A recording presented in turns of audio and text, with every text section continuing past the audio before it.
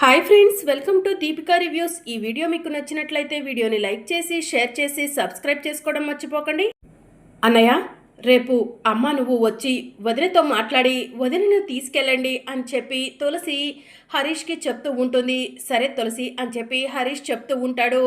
ఏది ఒక్కసారి అమ్మకు ఫోన్ ఇవ్వన్నయ్య అని చెప్పి తులసి చెప్తూ ఉంటే, అమ్మ తులసి మాట్లాడుతుందంట అని హరీష్ లక్ష్మికి ఫోన్ ఇస్తాడు. తులసి ఏంటమ్మా అని చెప్పి లక్ష్మి అడుగుతూ ఉంటుంది.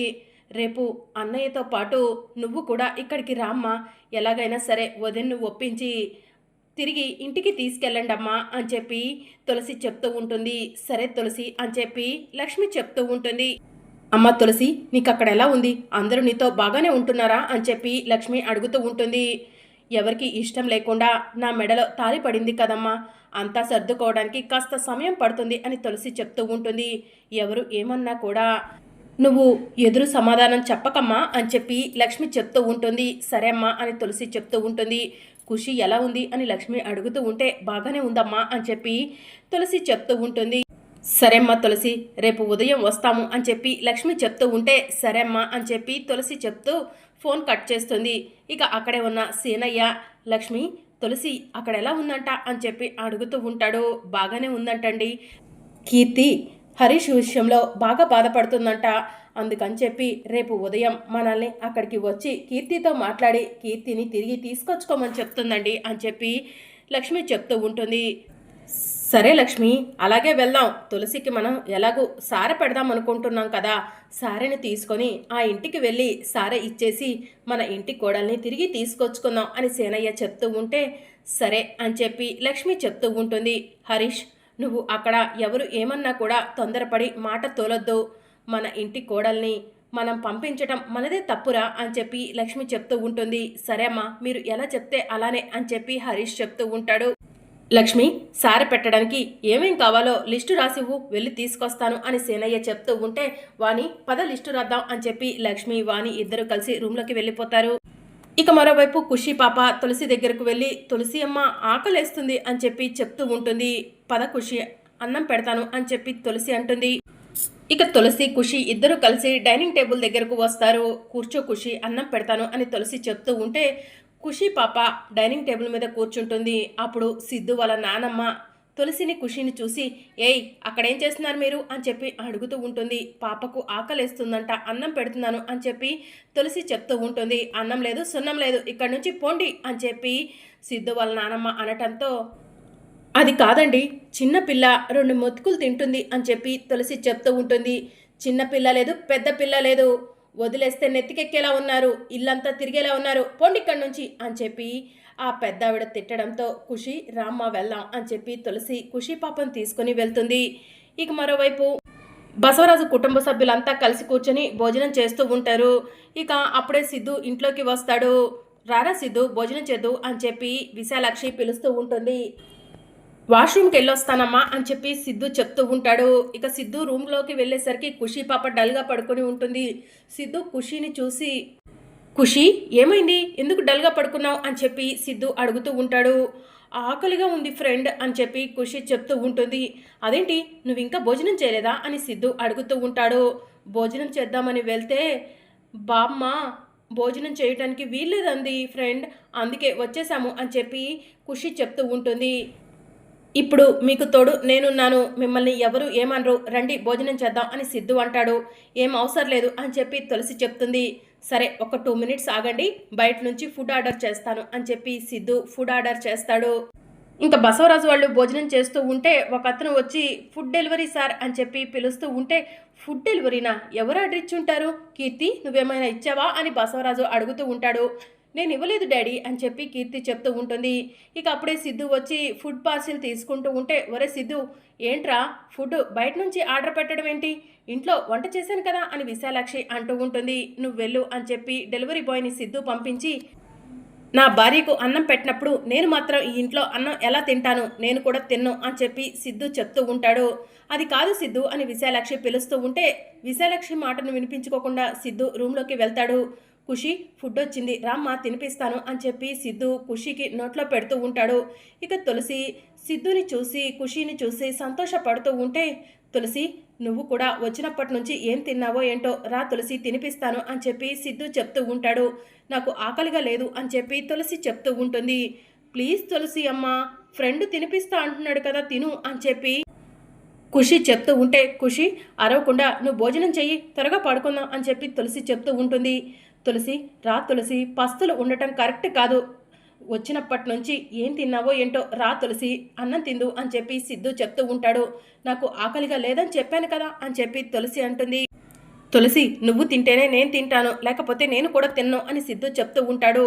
ఎవరికి ఆకలిస్తే వాళ్ళు తినండి, నాకు ఆకలిగా లేదు. వీళ్ళంతా అవమానించిన అవమానాలు తిట్లతో నా కడుపు నిండిపోయింది అని చెప్పి తులసి చెప్తూ ఉంటుంది. ఖుషి నువ్వు తినమ్మా అని చెప్పి సిద్ధు ఖుషికి కడుపు నిండా అన్నం తినిపిస్తాడు. ఫ్రెండు చాలు అని ఖుషి చెప్తూ ఉంటుంది.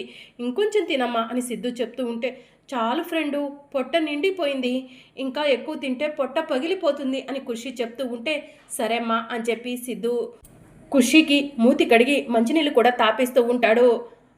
ఖుషిపై సిద్ధు చూపిస్తున్న ప్రేమ చూసి తులసి సంతోషపడుతూ ఉంటుంది.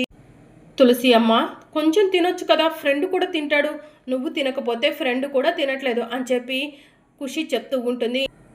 ఆకలిగా లేదు ఖుషి, ఇక పడుకుందామా అని తులసి అడుగుతూ ఉంటే, సరే అమ్మా అని చెప్పి ఖుషి చెప్తూ ఉంటుంది. అమ్మా ఎక్కడ పడుకుందాం అని ఖుషి అడుగుతూ ఉంటుంది. కింద పడుకుందాం ఖుషి అని తులసి చెప్తూ ఉంటే, తులసి నువ్వు ఖుషి పైన పడుకోండి, నేను కింద పడుకుంటాను అని సిద్ధు చెప్తూ ఉంటాడు. వద్దు, మీకు ఎప్పుడు అలవాట్లేదు కదా, నేను ఖుషియే కింద పడుకుంటాము, నువ్వు పైన పడుకో అని చెప్పి తులసి చెప్తూ ఉంటుంది. నువ్వు కింద పడుకుంటే నేను పైన పడుకోగలనా తులసి, మీతో పాటు నేను కూడా కిందే పడుకుంటాను అని సిద్ధు కూడా వెళ్ళి తులసి వాళ్ళ పక్కనే కింద పడుకుంటాడు. ఇక ఖుషి సిద్ధు వైపు తిరిగి, ఫ్రెండు నువ్వు చాలా మంచివాడివి, నువ్వు మా కోసం చాలా చేస్తున్నావు, మా అమ్మను పెళ్లి చేసుకో అని నేను ఒక్కసారి అడగగానే నిజంగానే మా అమ్మను పెళ్లి చేసేసుకున్నావు అని ఖుషి చెప్తూ ఉంటే తులసి షాకింగ్గా సిద్ధు వైపు చూస్తూ ఉంటుంది. ఖుషి నువ్వు చెప్పేది నిజమా అని చెప్పి తులసి అడుగుతూ ఉంటే, అవునమ్మా, ఇంట్లో అందరూ కూడా నిన్ను తిడుతున్నారు కదా, మామయ్యలు, కీర్తి అత్త అందరూ నిన్ను అవమానిస్తుంటే అది చూడలేక ఫ్రెండుని నేనే నిన్ను పెళ్లి చేసుకోమని చెప్పాను అని చెప్పి ఖుషి చెప్తూ ఉంటుంది.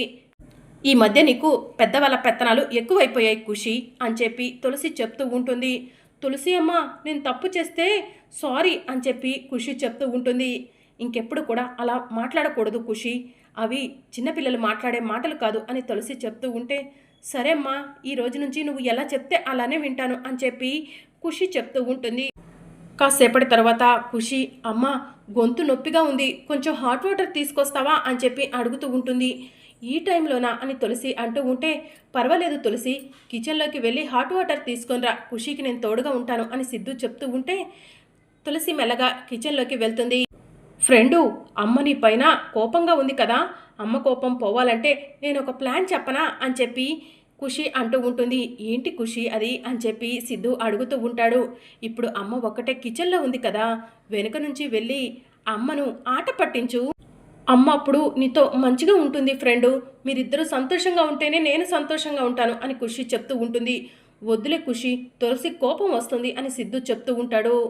ఏం కాదు ఫ్రెండు, వెళ్ళు అని చెప్పి ఖుషి చెప్తూ ఉంటే సిద్ధు మెల్లగా తులసి వెనకే కిచెన్లోకి వెళ్తాడు. తులసిని వెనక నుంచి గట్టిగా హగ్ చేసుకొని, తులసి అందరూ నిన్ను అవమానిస్తున్నారు, నిన్ను తిడుతున్నారు, ఇదంతా కూడా నా వల్లే, నేను నీకు క్షమాపణ చెప్తున్నాను తులసి అని చెప్పి సిద్ధు ప్రేమగా తులసికి దగ్గర అవ్వబోతూ ఉండగా, సిద్ధు నన్ను వదిలిపెట్టు ప్లీజ్ అని చెప్పి తులసి అంటూ ఉంటుంది. అది కాదు తులసి అని సిద్ధు చెప్తూ ఉంటే, మర్యాదగా వదిలిపెడతావా లేకపోతే గట్టిగా అరవమంటావా అని చెప్పి తులసి చెప్తూ ఉంటే, సరే సరే అరవద్దులే వదిలిపెడతాను అని చెప్పి సిద్ధు వదిలేస్తాడు. ఇక్కడి నుంచి వెళ్ళి ముందు అని తులసి అంటూ ఉంటే సిద్ధు ఏం మాట్లాడకుండా ఖుషి దగ్గరకు వస్తాడు. ఫ్రెండు వర్కౌట్ అయిందా అని ఖుషి అడుగుతూ ఉంటే, లేదు ఖుషి, అమ్మో తులసి బాగా స్ట్రిక్ట్ అని చెప్పి సిద్ధు చెప్తూ ఉంటే, తులసిని నీ దారిలోకి నేను తీసుకొస్తాను ఫ్రెండు, నీకు నేను హెల్ప్ చేస్తాను ఫ్రెండు అని చెప్పి ఖుషి చెప్తూ ఉంటుంది. నువ్వు హెల్ప్ చేస్తే ఖచ్చితంగా త్వరలోనే తులసి నా సొంతం అవుతుంది అని చెప్పి సిద్ధు చెప్తూ ఉంటాడు. ఓకే ఫ్రెండు, నీకు నేను ఈరోజు నుంచి సహాయం చేస్తాను, తులసికి నీ పైన కోపం తగ్గేలా చేస్తాను అని చెప్పి ఖుషి చెప్తూ ఉంటుంది.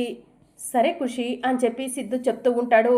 ఇక తులసి తీసుకొచ్చి హాట్ వాటర్ ఇవ్వగానే ఖుషి హాట్ వాటర్ తాగి నిద్రపోతుంది. ఇక మార్నింగ్ అవుతుంది. ఇక సీనయ్య కుటుంబం అంతా కూడా రెడీ అవుతారు. లక్ష్మి, అన్నీ రెడీ చేశావా తులసికి సార తీసుకెళ్ళటానికి అని సీనయ్య అడుగుతూ ఉంటాడు. అన్నీ రెడీగా ఉన్నాయండి, మీరు వస్తే బయలుదేరటమే అని లక్ష్మి చెప్తూ ఉంటుంది. నేను కూడా రెడీ అయ్యాను లక్ష్మి అని చెప్పి సీనయ్య హాల్లోకి వస్తాడు. హరీష్, వాణి, మీరిద్దరూ అవి తీసుకొని రండమ్మా అని చెప్పి లక్ష్మి చెప్తూ ఉంటుంది. ఇక తులసికి తీసుకెళ్లాల్సిన సార అంతా కూడా తీసుకొని సీనయ్య ఇంటి దగ్గర నుంచి బసవరాజు ఇంటికి ఆటోలో బయలుదేరతారు. ఇక మరోవైపు బసవరాజు వాళ్ళు కీర్తికి మరో పెళ్లి చేయాలని ప్రయత్నాలు చేస్తూ ఉంటారు. పంతులు గారితో మాట్లాడుతూ ఉంటారు. కీర్తి, నేను మళ్ళీ పెళ్లి చేయాలనుకుంటున్నాను, నీకు ఇష్టమేనమ్మా అని చెప్పి బసవరాజు అడుగుతూ ఉంటాడు. ఏం మాట్లాడుతున్నారు మీరు, కీర్తికి రెండో పెళ్ళేంటి అని చెప్పి సిద్ధు అడుగుతూ ఉంటాడు.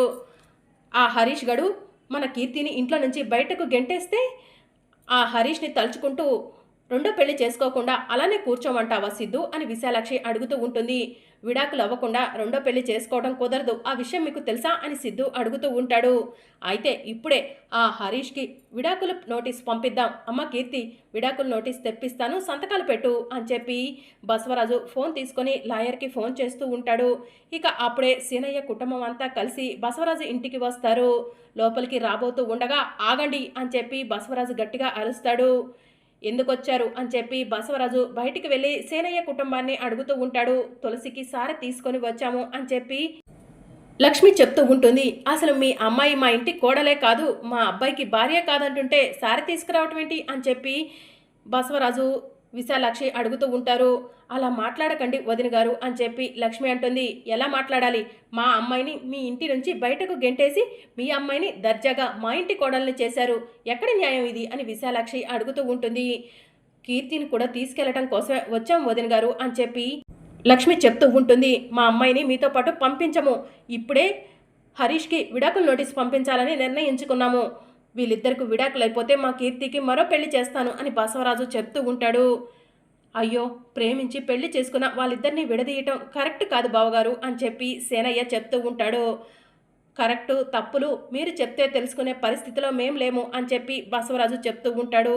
ఇక అప్పుడే సారె తీసుకెళ్ళి ఇంట్లో పెడతాను వదిన గారు అని చెప్పి లక్ష్మి అంటూ ఉంటే, ఆగు, ఎక్కడికి వెళ్తున్నావు అని చెప్పి లక్ష్మి చేతిలో ఉన్న సారెను విశాలాక్షి విసిరి కొడుతుంది. అప్పుడే తులసి బయటికి వస్తూ ఉంటే ఆ సారెలో ఉన్న పసుపు కుంకుమ తులసి మొహంపై పడతాయి. తులసిని చూడగానే బసవరాజు కుటుంబం అంతా కలిసి కోపంగా లోపలికి వెళ్ళిపోతారు. అమ్మా అని చెప్పి తులసి బయటికి వెళ్ళి లక్ష్మిని హగ్ చేసుకోగానే, తులసి నీకు సారె తీసుకొచ్చామమ్మా అని చెప్పి లక్ష్మి చెప్తూ ఉంటుంది.